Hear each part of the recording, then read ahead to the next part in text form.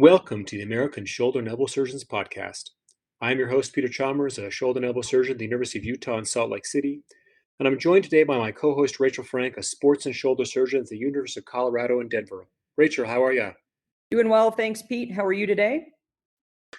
I'm doing great. Before we get started, I should mention that the views expressed in this podcast do not necessarily reflect the views of the American Shoulder and Elbow Surgeons Society, the University of Utah, the University of Colorado, or the institutions of any of our guests.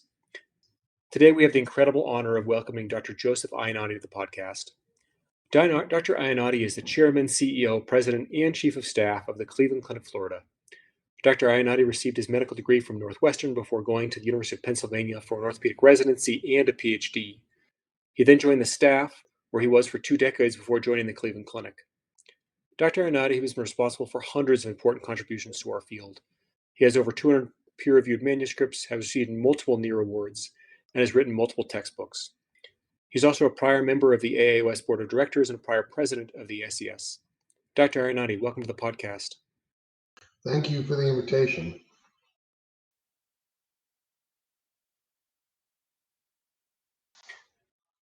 One of the things I wanted to ask about you is that one of the things I've always admired about your career is you've made major contributions in really a wide variety of areas. For instance, your prospective cuff healing study has changed the way I talk about every cuff repair I do, while your work on the glenoid vault has dramatically changed pre-op planning. Can you tell us a little bit about your strategy for research? How have you gone about which studies to perform, and how has that enabled you to do what you do in all these different areas? Well, I think many of us who have been successful in research, by and large, are curious about the things that we treat and the areas that are controversial. And I've been blessed by working at institutions that have allowed me to, look at these types of issues or problems with a certain amount of scientific rigor.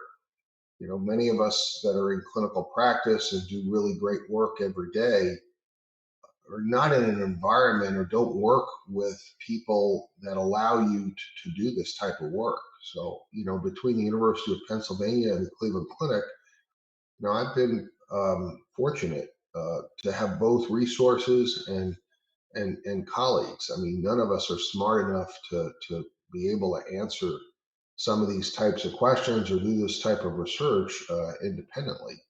This whole concept of failure with continuity was something that I thought about for a long time, but it wasn't until we did a series of animal experiments that related to looking at primary rotator cuff repair, and I did that with Kathy Derwin here at Cleveland Clinic.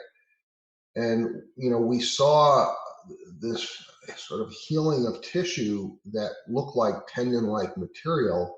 But we knew from looking at the entire tendon muscle unit that this tissue had stretched out, and really the area or the tendon that we had attached or reattached to the bone really wasn't what we were looking at histologically.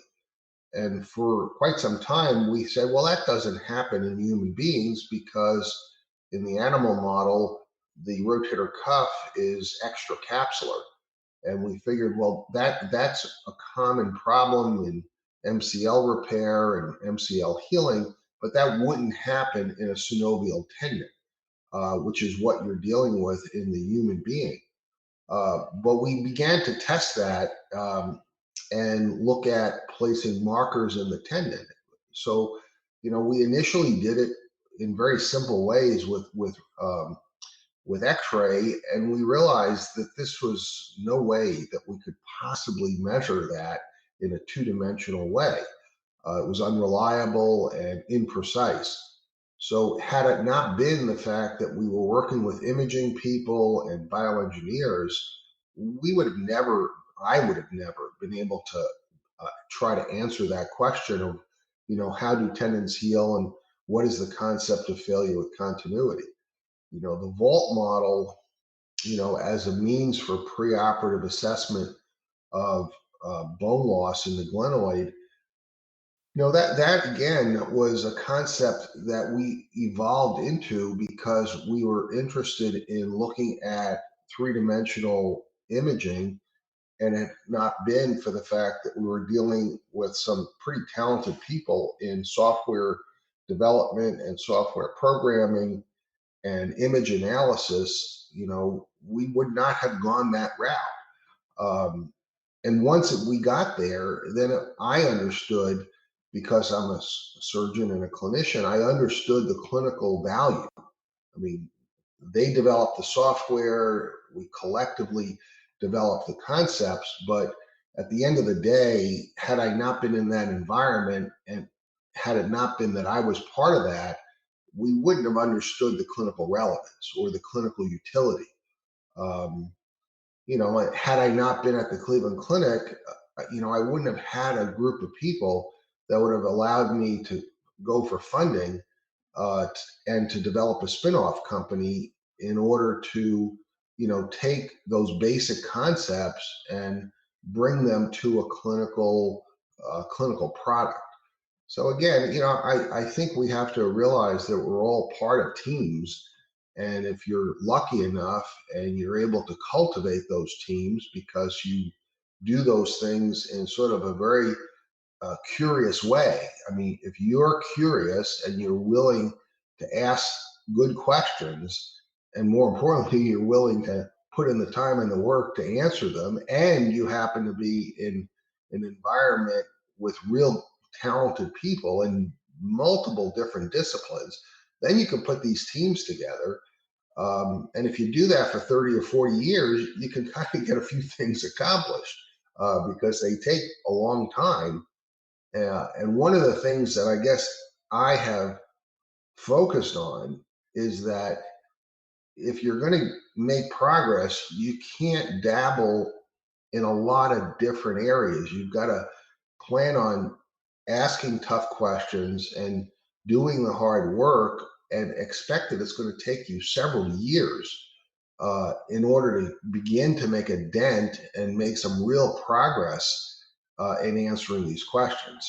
So I've spent a lot of time trying to really develop methodologies, develop techniques, really understand an area, rather than spending as much time on sort of cohort analysis or cohort studies, which, I've done my share of them, but I try to stay away from those types of studies. So it's super interesting. It sounds like a lot of it is for you. The key is involved collaboration and finding teams with skill sets where people who can do things that you can't do. Tell us how you found those people. How I mean, you've been lucky, it sounds like, to be at places where those people are around, but how do you then identify people to work with, and what are your strategies to build those teams? I think you've got to find serious researchers that, because of the type of work they do, you as a clinician and a serious investigator, I think you've got to be careful not to be parasitic when you're dealing with talented research people, because their time is valuable too.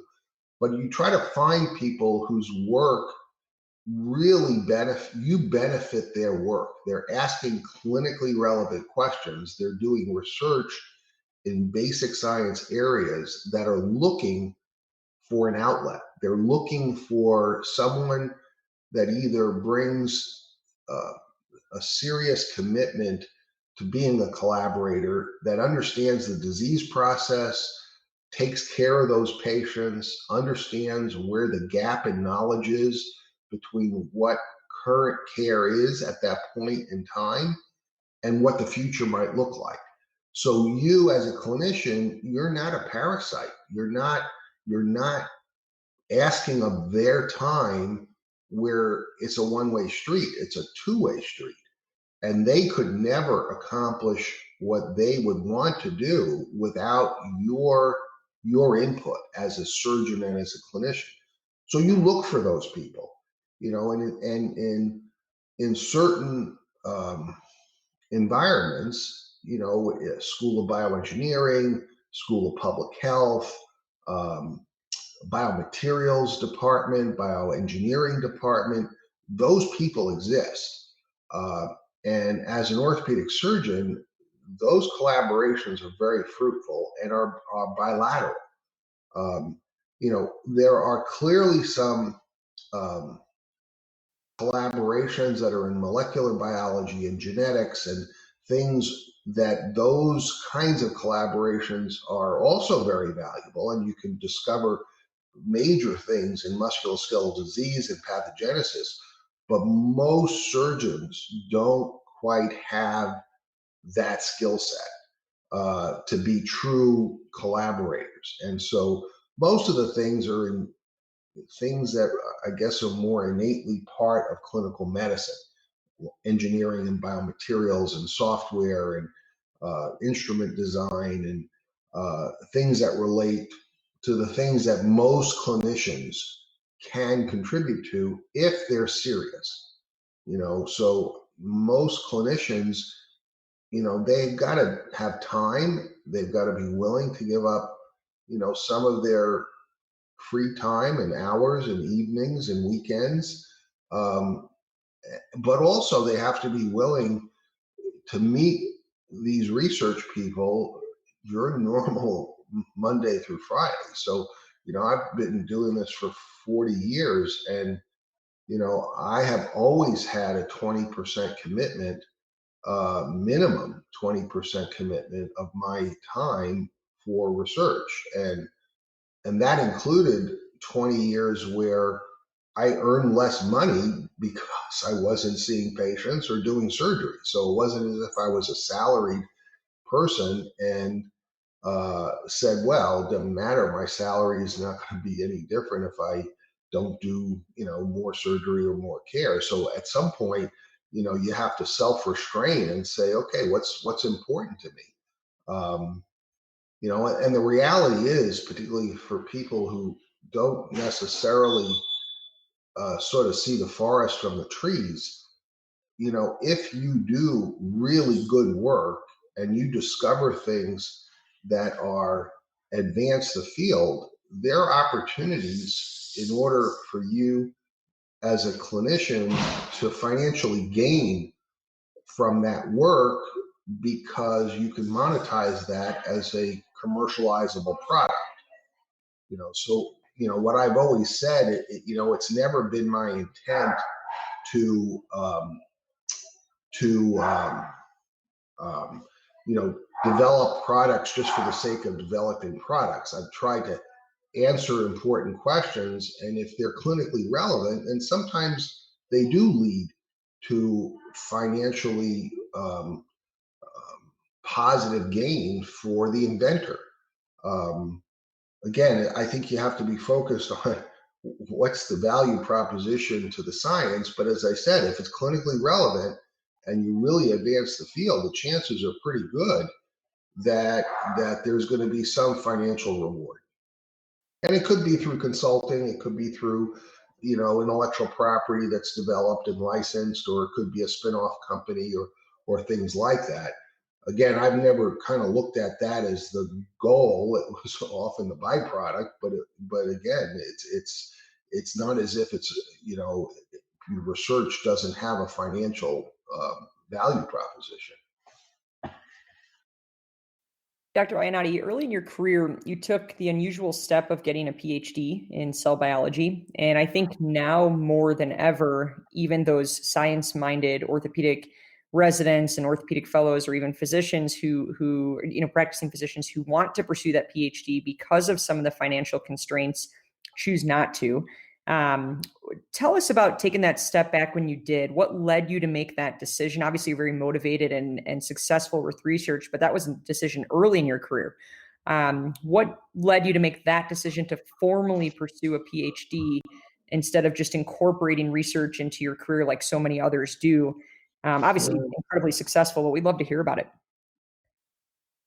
Well, I always thought that if you're going to do something well, you've got to be pretty serious about it and give it a lot of time and effort. And I just took the track of saying, well, if I'm going to put in that type of time and effort, I'm going to get a degree because it's a very formal process of learning and being challenged, and you have to jump through a bunch of hoops that you might not have to jump through if you were just spending similar amount of time. But the driving force for me was that I just like asking questions and more importantly, I like answering them. You know, uh, I don't know if you guys know a fellow named Arnie Kaplan, but Arnie is a PhD scientist. He's the guy that defined the mesenchymal stem cell and the lineage that you can take a bone marrow progenitor cell, and through a variety of environmental and other manipulations, you can drive it to become a chondrocyte or an osteocyte or a myocyte. And so he won the Kappa Delta Award for that work. And I think most of us who don't really know him by name know of the work that he did. And this is probably 30 or 40 years ago. And he and I were good friends, and we've done research over the years together. But he said something to me that was very sort of impactful. And he said, Joe, ideas are cheap. It's really the data that's expensive. And there's lots to say about that, because the expense is not always money. The expense is your time and your effort.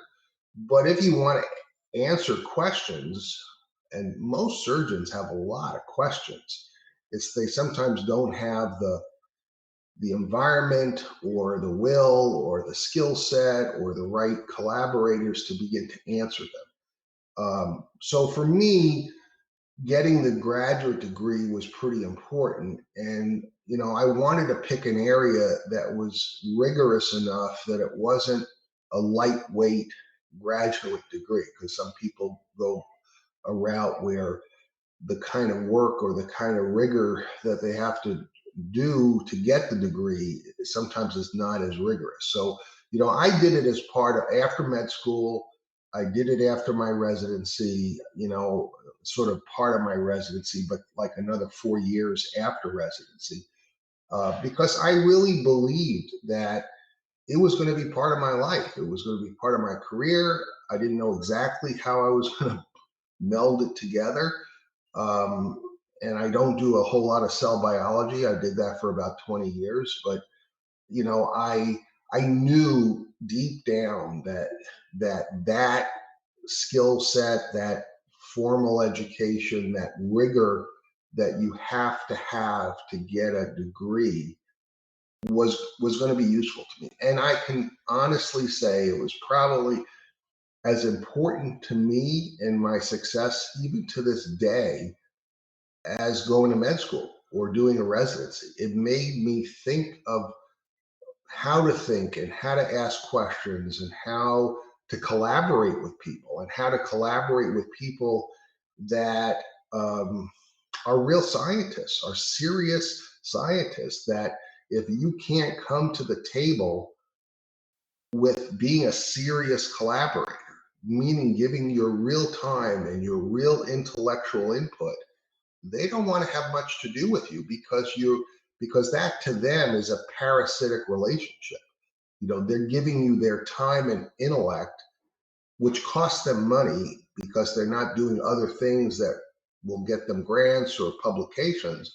And so I learned that in my graduate training, that is what, if you're a clinician and you want to do this type of work, that's what you got to bring to the table. Otherwise, it's a relationship that will not, have a long duration. The people that I've worked with, at Penn, it was Lou Soslavsky. I mean, we had many, many years, and Kathy Derwin has been my collaborator in innumerable projects for 20 years. And, Kathy is as serious a research investigator as you can get, but she is exactly the type of person who makes really great collaborator, because the stuff that she's interested in doing requires patient material, requires surgeons, requires the input of multiple people that are on the clinical side of healthcare delivery. And so it's not a parasitic relationship, it's a symbiotic relationship. And 1 and 1 is equals 4 or 5. And the people that she brings to the table to a research program are other postdocs and other doctoral scientists that would not be there if it were not her effort and time. So it's sort of like building a great OR team.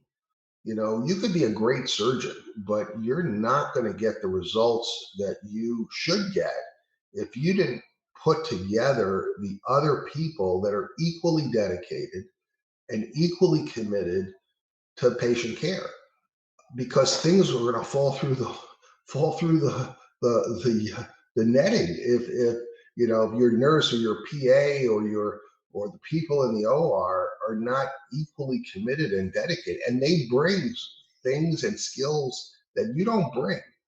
And you know, it's the collective that makes it really work, where you know, you do 500 cases a year and very few of them have problems because of omissions or because of not having a rigorous set of best practices. Same is true for research. You got to bring those teams together, and you gotta share the risk, and you gotta also share the reward. I mean, the stuff that we put together for, you know, the preoperative testing and the preoperative planning and patient-specific instruments. I mean, that yielded many millions of dollars in royalties and licensing fees. That was spread out over a lot of people because they put their heart and soul into putting that together. So, you know, it was not a situation where you didn't reward the people that did the hard work. It's really refreshing to hear your perspective on this and on the role of the true surgeon scientist. As a follow up to this topic, you know, I have a personal interest in this, as I did a year of research between my second and third years of med school. Certainly nothing at the level of a PhD, but I pursued this simply out of intellectual curiosity about some of the research that led to surgical techniques that I personally benefited from as a patient, and I chose to pursue that area with those surgeons. What are your thoughts, you know, as not only a researcher and a surgeon, but as an educator and a leader?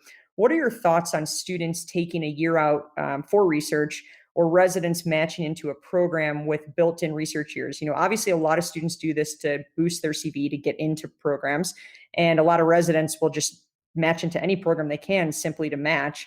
Right. But some do this because of intellectual curiosity or because they truly love the field and love the science and have questions. What are your thoughts when you evaluate those applicants where you see that gap year, you see a research year? How do you approach those individuals relative to the average applicant who may not have done that?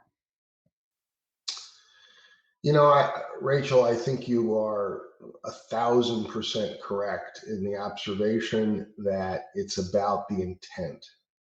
You know, what drives that person to do what they do. And I think it's difficult to get in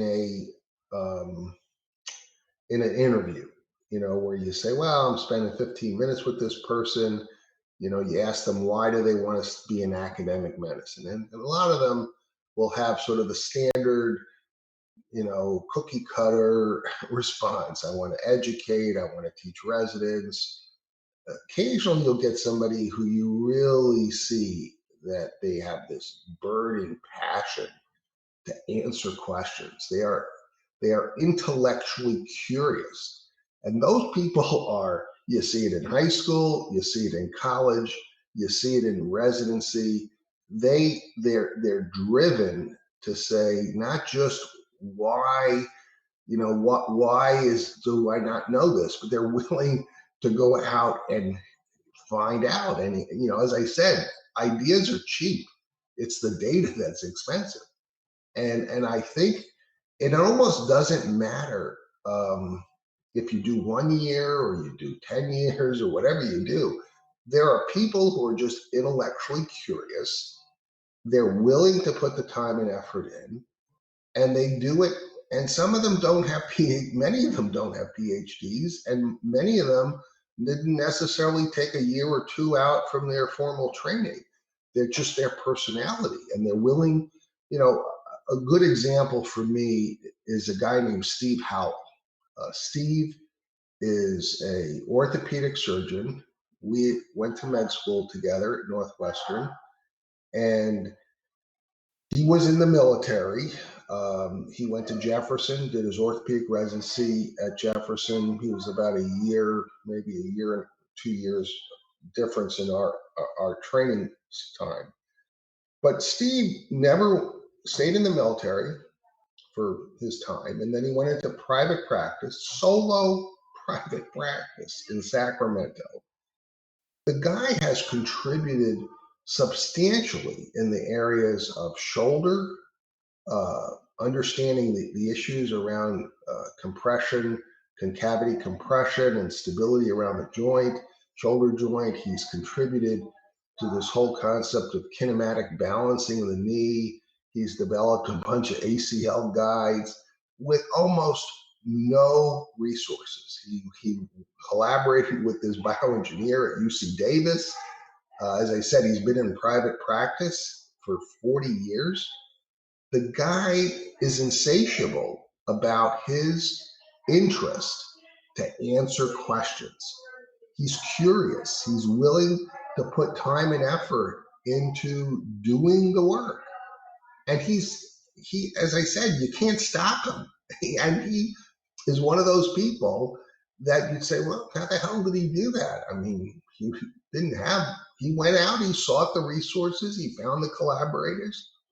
You know, there are innumerable people that are in private practice. Mark Frankel is another example of a guy that you'd say, how the hell did he do that? I mean, he's sort of in a large group. He's at Tampa, but he has put a lot of his own money from his pocket that he could have bought a car or whatever the hell people do.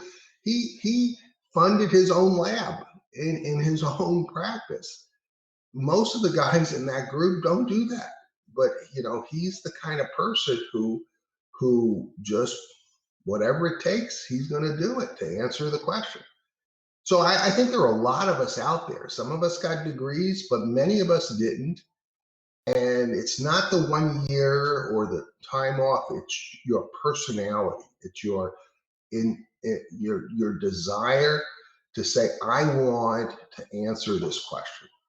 And I'm willing to put the time and effort into doing it, or the money, or whatever it is. I'm willing to write the grant. I'm willing to get the rejection of, writing the proposal and getting nothing except, nice work,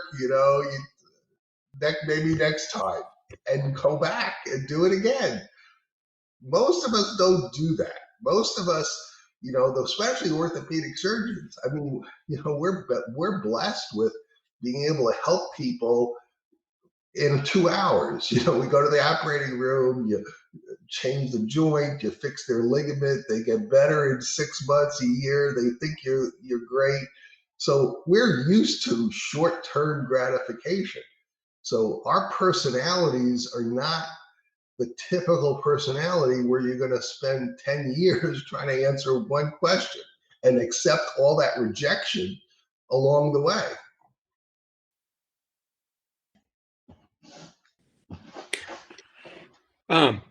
Certainly a fascinating reflection here. I think it's always useful for young faculty here, just the amount of time and resources and rejection you have to go through to make progress.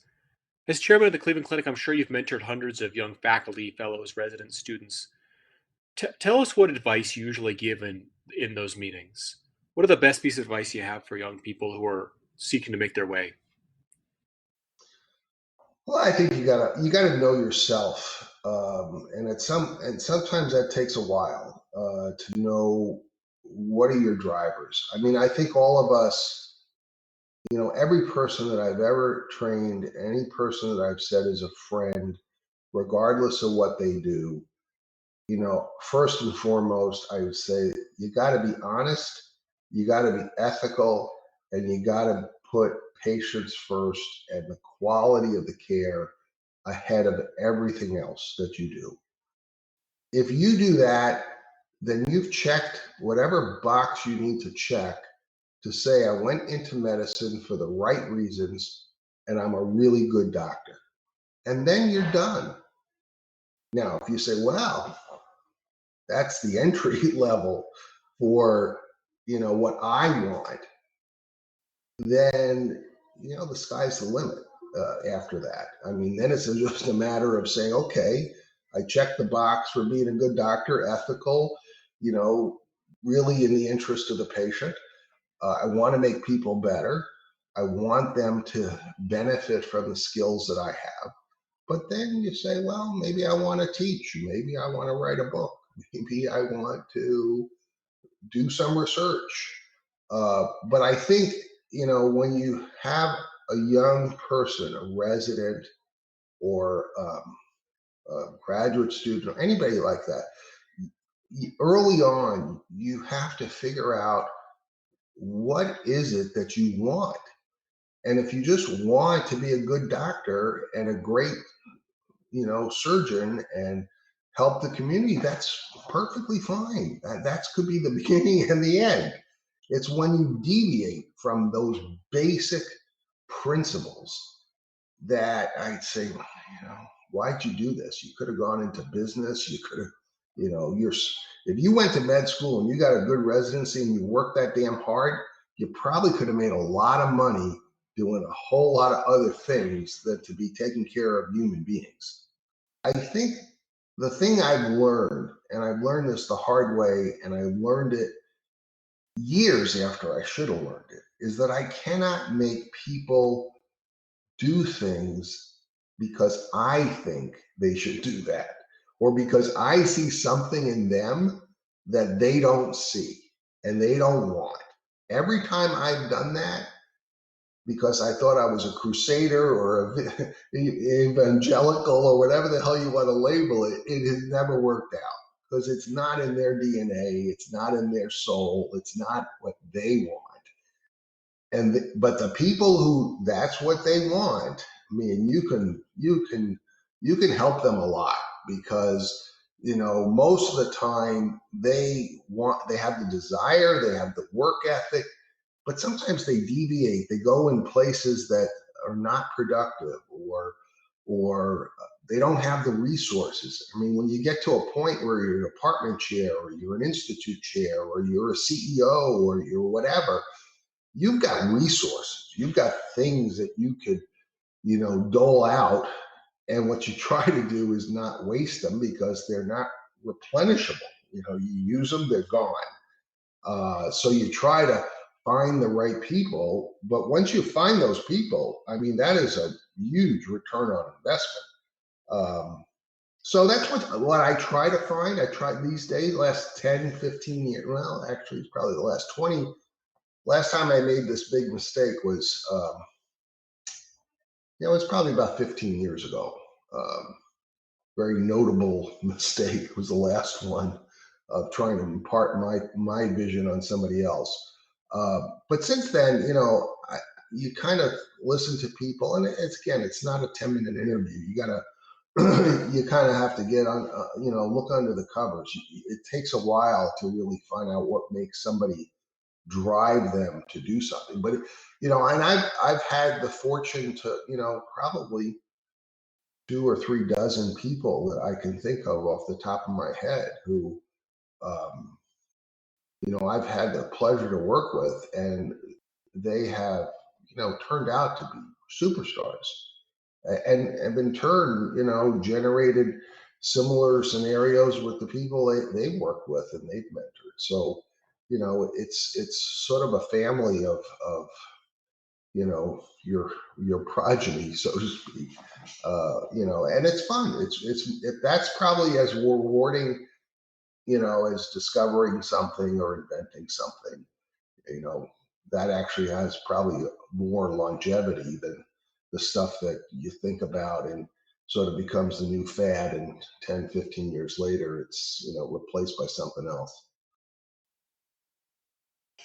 Dr. Iannotti, your contributions to ASES and to the field of shoulder surgery in general have simply been incredible. With respect to ASES, can you tell us some of your favorite memories from ASES meetings over the years? You've obviously been to quite a few of these meetings in various different roles. Do you have any specific memory that sticks out to you over the last couple decades, or anything that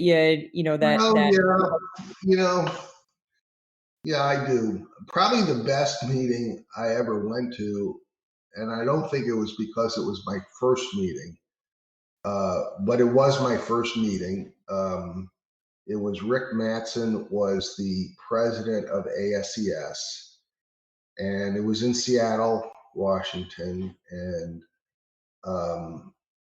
I didn't know what the hell to expect. I mean, Rick had a very, very different meeting than I think has ever been held since that time or before that time. So, Rick had a 3-day meeting before the meeting where we went to Mount Rainier, and I would say probably half of the participants, and there weren't a lot of members at that time. I think the entire ASES membership maybe was 50 people total. And I would say 25 or 30 of them actually went to the Mount Rainier portion of it.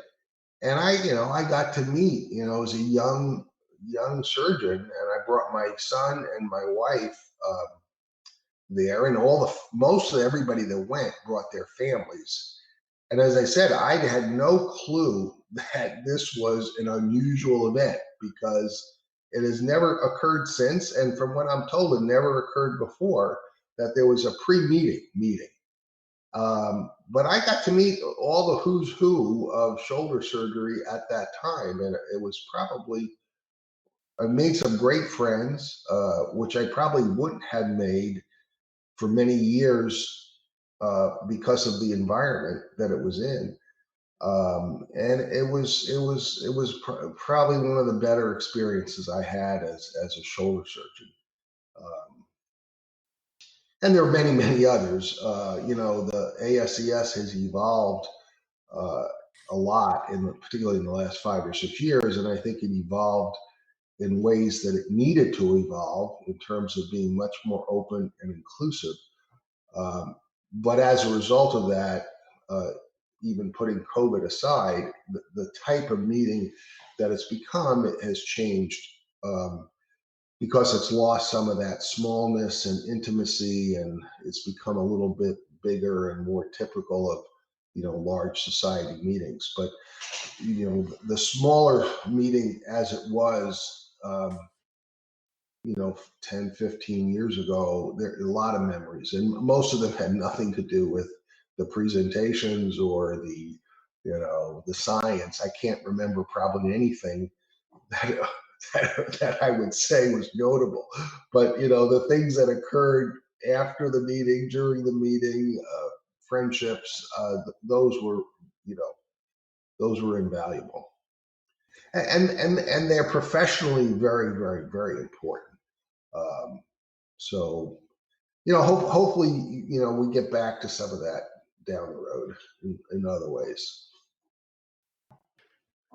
Now, when you reflect upon your involvement with the ASCS, it sounds like one of the things it's meant to you is the friendships you've made and how important that's been for I'm sure for your career. But tell us a little bit about what else the society has meant to you, and then in addition, if you might talk a little bit about what you feel like was the most positive legacy of your presidency. Well, I don't know. I mean, my presidency was probably not very notable. I don't know that I did anything that I would say was changed the society.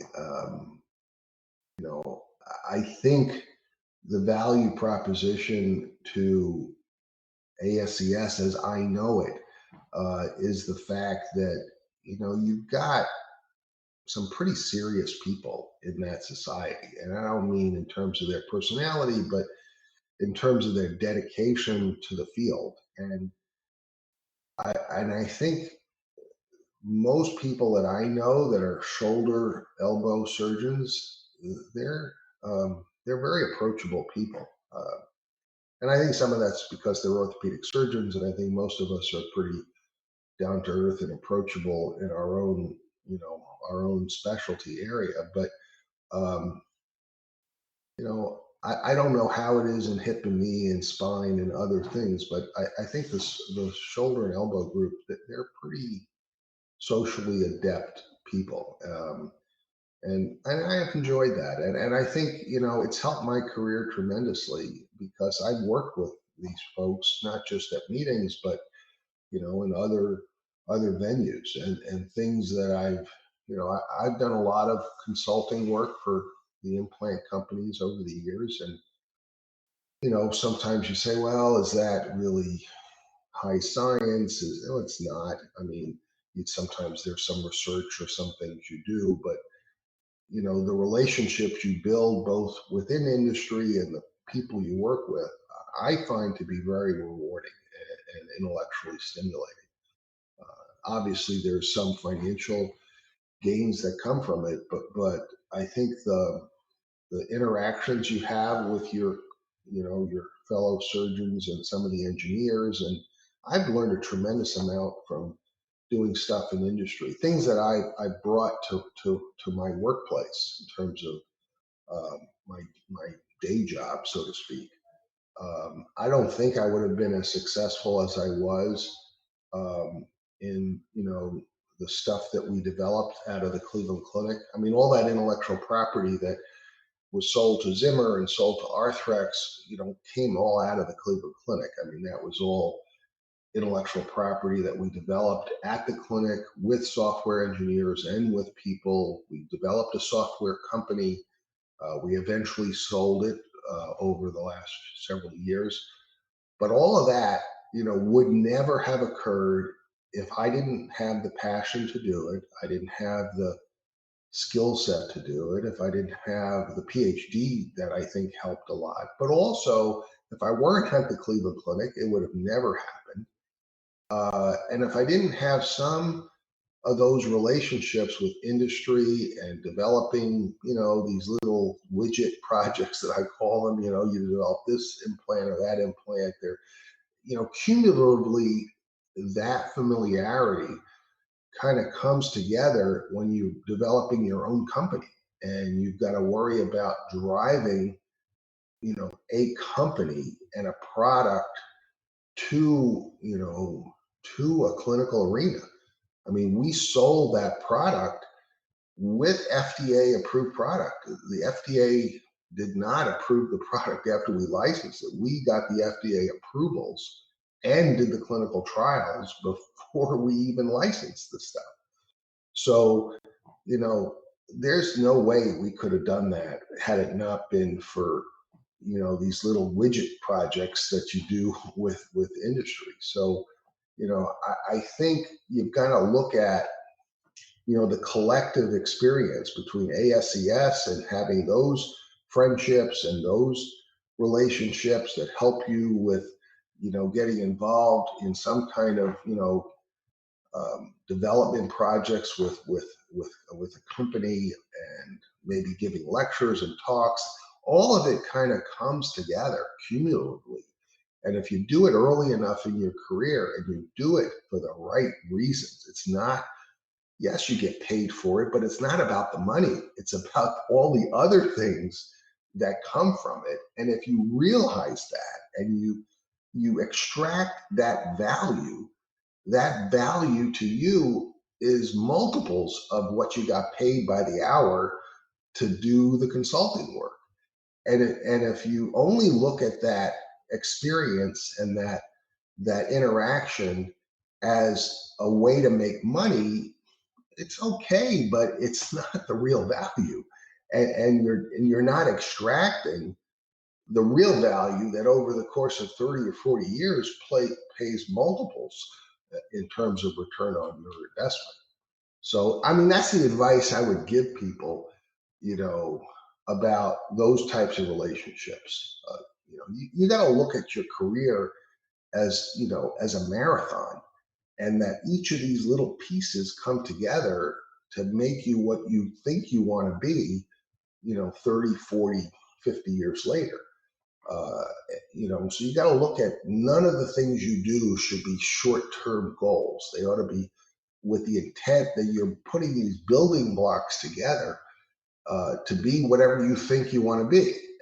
And that's the difference, I think, between somebody who you see who's a young, energetic, driven student of orthopedics, not a practitioner, but a student of orthopedics.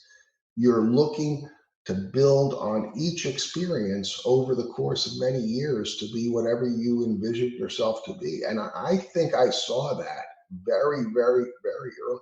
If I go back and read the 1-page, 2-page thing that I wrote when I said, this is why I want to be an orthopedic resident, I think I fulfilled every bit of that more times over than I thought I would. But I knew, I used to read every time we had a visiting professor come to University of Penn as a resident. I would get their CV and read it. And I would read it to say, what did they do in college, med school, residency, post-residency, NIH thing, and how just looking at their CV, how did they piece together all the things they did when they were 20 years old and 30 years old, and look at where they are when they're 50 years old and they're coming to Penn to give, the keynote speaker for Residence Day or whatever. Each of those people is sort of a case study. And if you pay attention to it, you realize where they put all these bits and pieces together to be wherever they are at that point in time. And I think you're selling the process short if you say, I'm here and I want to be here, and don't realize there's a 500 little steps to go from this to that. And they're not all the same steps. I mean, there are plenty of different ways to get there, but nobody got there by virtue of, being handed to them. They did something that, and I don't know if they did it consciously or unconscious. I know I did mine consciously. I had a set of plans that, we all deviate and detour. It's not like it's a straight line, but there's no question that you have to look at everything that you do, every patient you see, every whatever, to say these are each little building blocks to go from where I am to where I want to be. That's the advice I would give somebody. If they're really students of orthopedics, they're not practitioners, they're a student. They're learning, constantly asking questions, constantly trying to go from the known to the unknown, because that's where you're going to work. You're going to be working in the unknown to get new data to get to the known again. And as soon as you get to the known, you're going to be looking and say, what's the next thing that we don't know? So, and that's actually the fun of being a student of orthopedics, because it's never boring. It's never to a point where you say, it's just another case or another whatever. There's always a sense of saying, there's information here. How do I extract it to build something that I want to be wherever I'm going? I mean, I'm at the end of my, I got another 10 plus years, but compared to where I was many years ago, I'm more at the end than the middle. So, but the curiosity is still there. You can't put a lid on that one. Speaking of the unknown, what do you think is going to be the next big thing in shoulder surgery and in general in orthopedics over the next decade? If you could predict one thing for shoulder surgery and for ortho in general, what do you think it's going to be? I think understanding the biology of healing and pathogenesis of disease. We've spent the last 10 years, and again, we is a big we, because it's a lot of people, trying to understand what factors influence outcome. And we all do that. And the bigger your data set and the more granular and quality of the data there is, and you look at patient factors and disease factors, and surgical factors, and you look at the variation in outcome, you begin to realize, even with very serious, well done, large data set, that you can explain maybe 40% of the variation. And obviously that could mean that there are a whole bunch of factors that you haven't controlled for, or you haven't measured. But the reality is that human beings are very different creatures from one another, and their biology and how they heal and what those drivers are probably the other 60% that you have not begun to measure. And in cancer care, we call that, personalized medicine, and understand the genetic basis of the tumor, and trying to understand how, the pharmacokinetics of the drug are metabolized by those particular cells, and why some cancers are more responsive or less responsive, and, the same tumor, but different people. So, I think that's going to be the next horizon. I think unraveling some of the some of the responses to basic healing in biology probably will give us some insight on how to manipulate that part of what we do, so we're not thinking so much as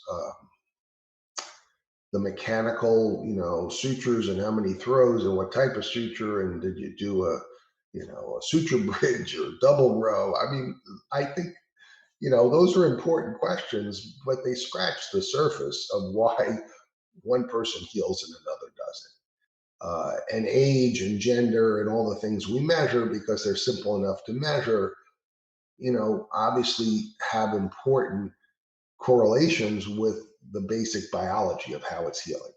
Now, unfortunately, I'm not very optimistic that we're going to answer those questions in the near term. And unfortunately, that's because I don't think we have enough researchers in that particular field. I don't think there's enough clinicians that are serious about answering those questions. I don't think there's enough funding to answer those questions. And unfortunately, I think, the severity of the diseases we treat are nowhere near as impactful to societal well-being as cancer and heart disease and Alzheimer's, and things that are probably more impactful than an ACL tear or a rotator cuff tear. So the resources that go into answering some of those questions are probably not going to be there in the foreseeable future. So, but I think that's the next horizon. It's I got involved in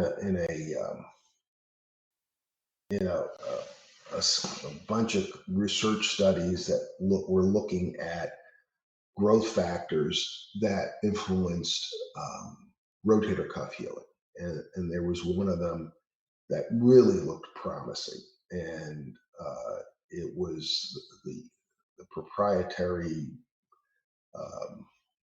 genetically engineered factor was owned by a company. And Lou Zaslowski and I were working with that company, doing some pretty reasonably good basic research to understand how it worked and how it might work in an animal model.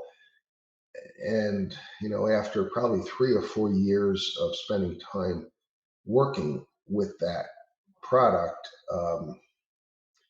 turned out it was abandoned by the company. And it was purely economics. They realized what it was going to cost to develop it, to get it through the FDA, to get specific labeling. They looked at the impact of the problem, rotator cuff tear. They looked at the size of the market, and they said at the end of the day, it's not economically reasonable to develop this product, which was only good for that application, soft tissue repair. And they just didn't have the will to do it. And they spent a boatload of money doing it. It was that research project that we published that looked at,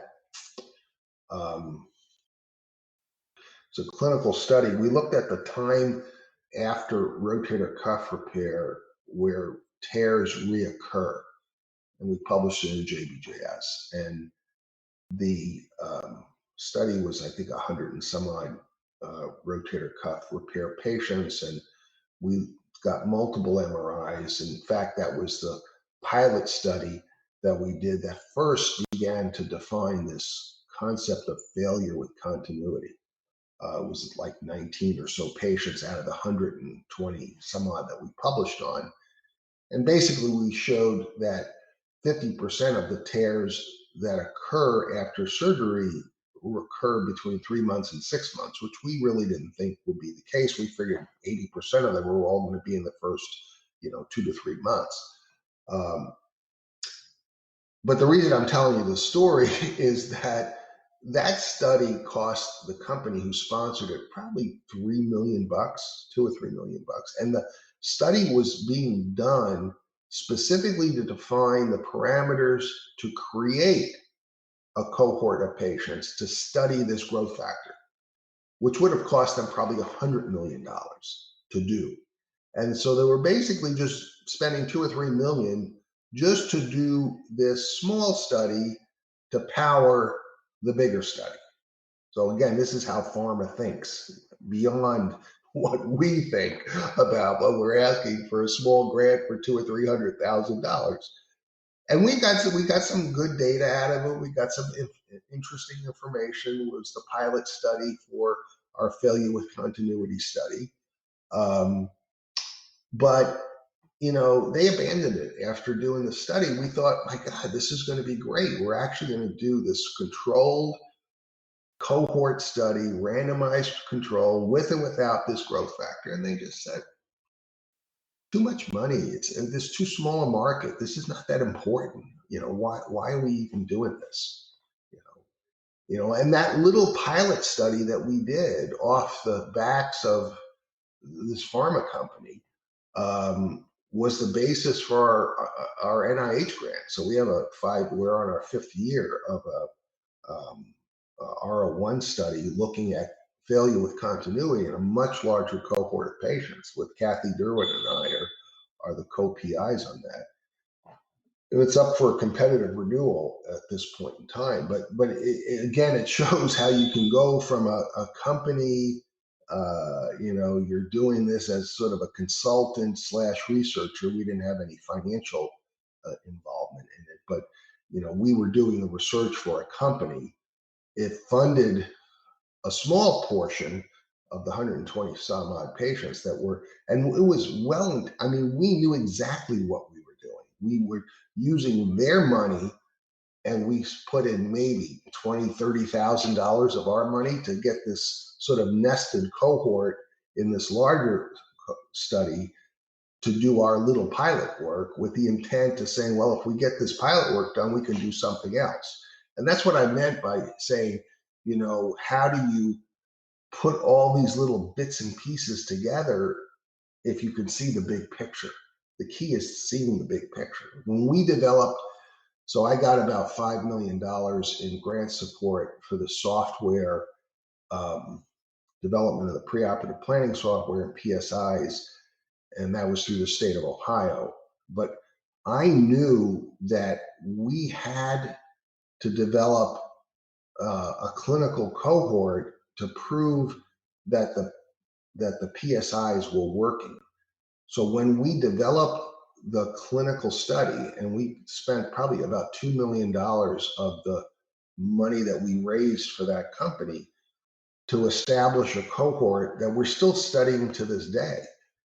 And in fact, that cohort that we started studying the stuff, we published the stuff on different types of PSIs. It's been in JBJS, but the point of the study is that we could have done just a simple study, cadaver study. We could have done a patient study where we just looked at the accuracy.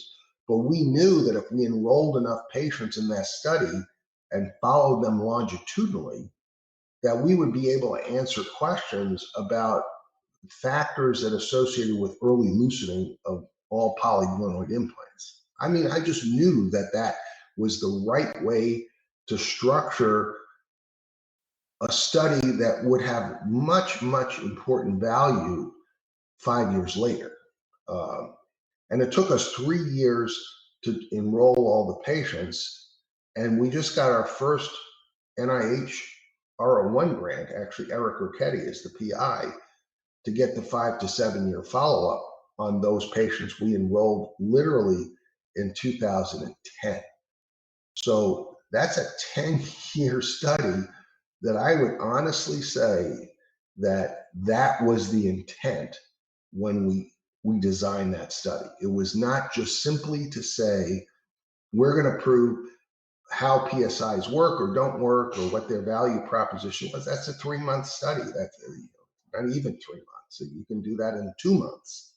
But you sort of realize that if you structure it a slightly different way with a different intent, you can answer questions that would have been far more important than just understanding, where does the PSI work or doesn't work. So again, that's the difference between just being an orthopedic surgeon and understanding that you're a student of orthopedics.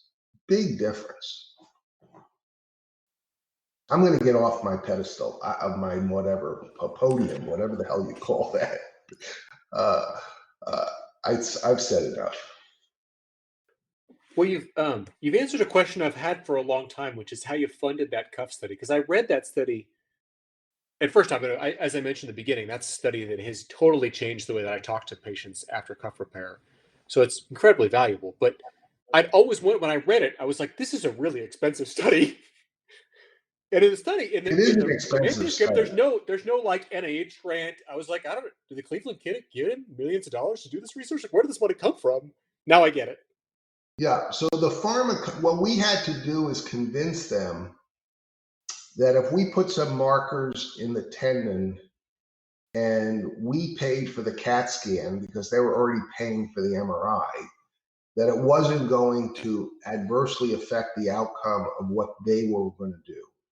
And we promised them that we would pay for whatever additional cost there was, which was pretty nominal for those. I forget the number of patients, but I think it was maybe 19 patients or something. We wanted to do more, but we couldn't enroll enough patients to get to a higher number. But that's where it was. And, that was a matter of saying, and we've done this multiple other times where, somebody comes and approaches you because they've got a goal, but you've got a different goal. And you realize you can use some of their money to serve your purpose. And,